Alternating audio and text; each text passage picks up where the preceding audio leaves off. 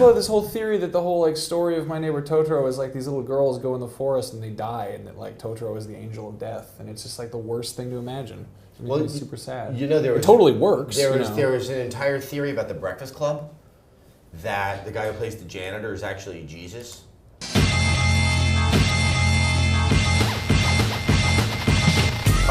Speaking of strained analyses, used games.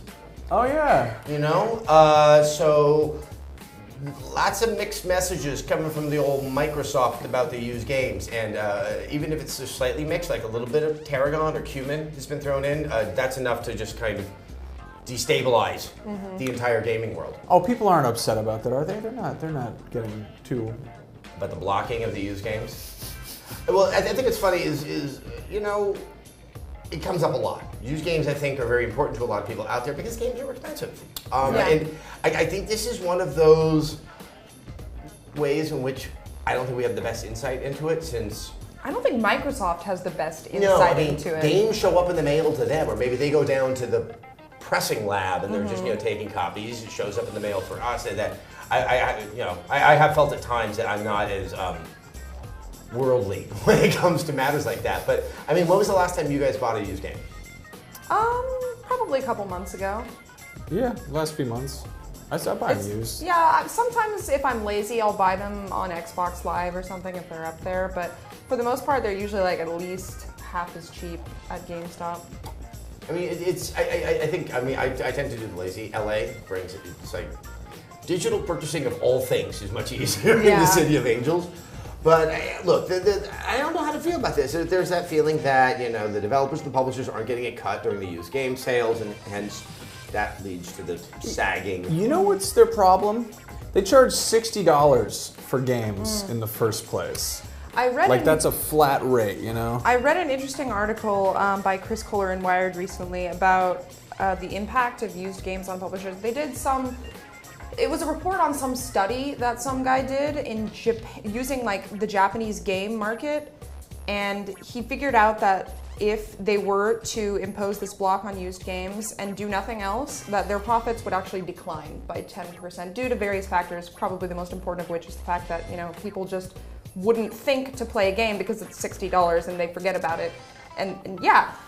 But the other interesting thing about this study was that if they did block used games, but they lowered the price of new retail games by 33%, which would basically be $40 here, their profits would actually go up by 20%. I didn't read that article, but I saw the link to it on Reddit. I read the headline to that article. I did not find that through Reddit, actually. And now you're empowered with the knowledge just by the headline. I gleaned the same information from a single sentence. But no, that's the thing. Why $60? Like that's the thing that we should sort of back this up for a second, especially with digital, when you don't have to have a physical plant that's, you know, shitting out DVDs and Blu-rays. Plastic box. Yeah. With the when you are downloading a thing and you are essentially just paying for bandwidth, and then of course the actual product itself, which is a little bit hard to, you know, quantify how many man hours and things went into that. Why $60? Like, why is that a flat rate? You know. I couldn't answer that for you. I feel like it's just slowly gone up to the point where it's inflated now, and nobody really wants to be the first person to go back and suggest a price lowering. That I agree with. I still have a memory of during the N64 days, the notorious Superman 64 retailed at above $70. Oh yeah, and Gex. Gex was also like... Was Gex that much? I think so, yeah. See, I used to wonder if it was the carts, if the cartridges, which were notoriously expensive, and the profit margins were a lot more narrow, if that had something to do with it. But yeah, I've never... At some point, everything coalesced at $60, and I have no memory when that actually happened. So if they did lower the price of games, would you be more okay with them blocking used games? Well, that's another thing, is that with digital, there is no used. Yeah. Like that's the thing. We're kind of.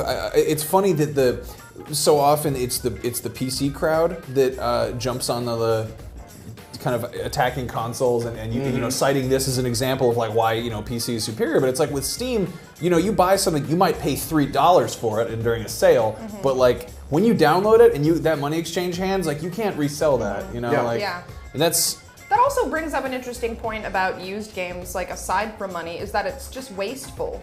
Like a lot of times when I'm done with a game, I'm never gonna touch it again. You know, I want to get rid of it so somebody else can either enjoy or curse their existence by playing it. You know, like I don't want my house full of old games that I don't care about anymore. And furthermore, I don't want to not be able to get rid of them apart from throwing them in the trash. See, look, I thought I made such massive strides with my, you know, that male obsessive collecting thing when I got rid of all the cases. Now I'm hearing that you're having to get rid of the discs themselves, which like is inconceivable. It's like burning a book in my mind or something like that.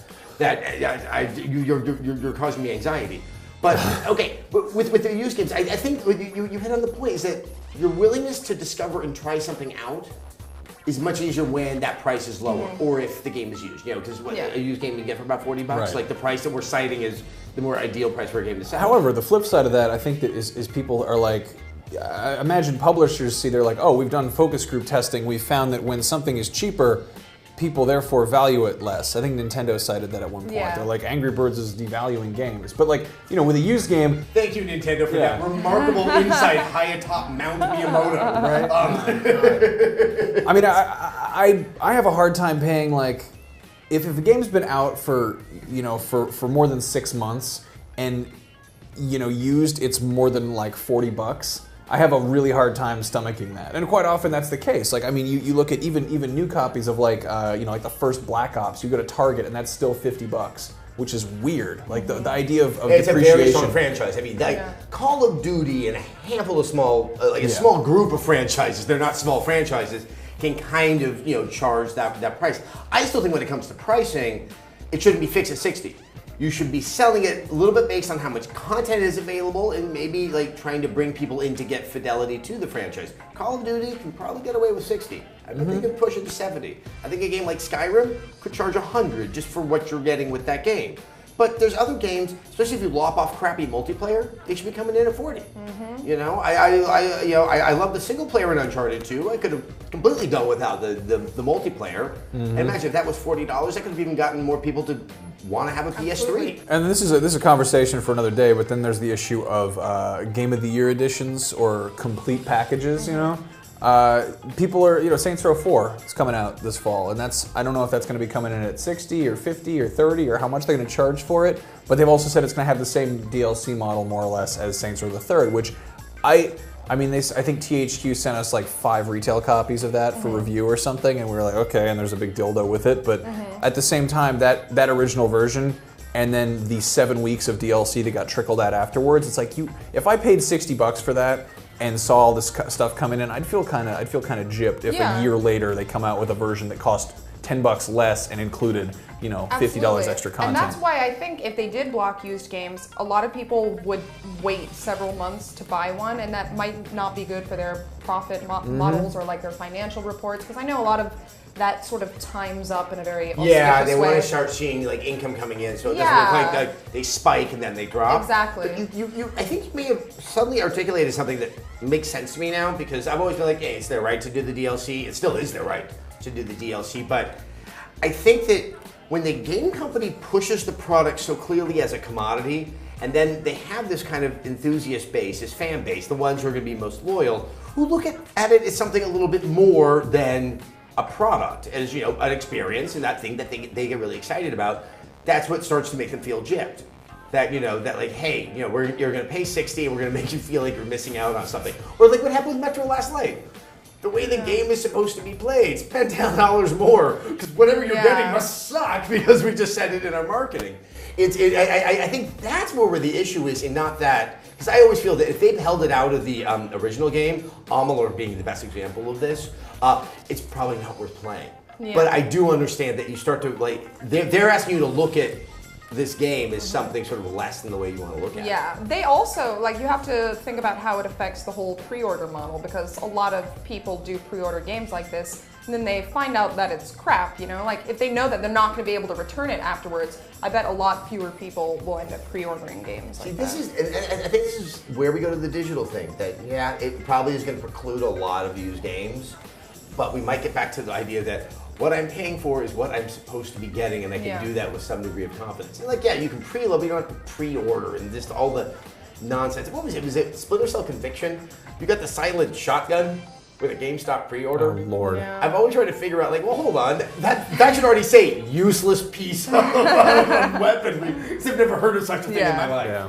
I don't know. One thing that really bugs me about the whole used game thing is it's basically like it's cheapening games as a medium, and when you're already facing the issue of you know, compatibility, backwards compatibility, or just compatibility in general, you see this with PC games that kind of were.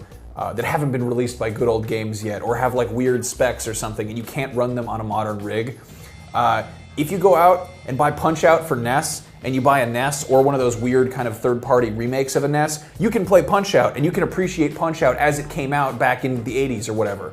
And it's like with a game that came out, you know, 2 years ago, until they release the digital remastered version, unless you have the system that it was made for, you might run into a problem with that, you know, and that's really crappy, because that's like, that makes games as a medium kind of ephemeral. You know? No. It's something that causes me panic, that if there's to be any kind of concerted study of this going forward, as there deserves to be, you also need to have an existing library. I know there's a foundation that's up in upstate New York that is really trying to make sure that they collate all the existing video games out there. But yeah, it's one of those things that started without anyone knowing it might be something, and so it's the same thing happened with film, really. I mean, all those wonderful silent movies, they deteriorated and no one put them into the right kind of storage. So take care of your crap before you know it's worth something. Yeah. Or just get a PC. Yeah. Either one. Or a book. Either one. Read a book. Now there's a novel idea.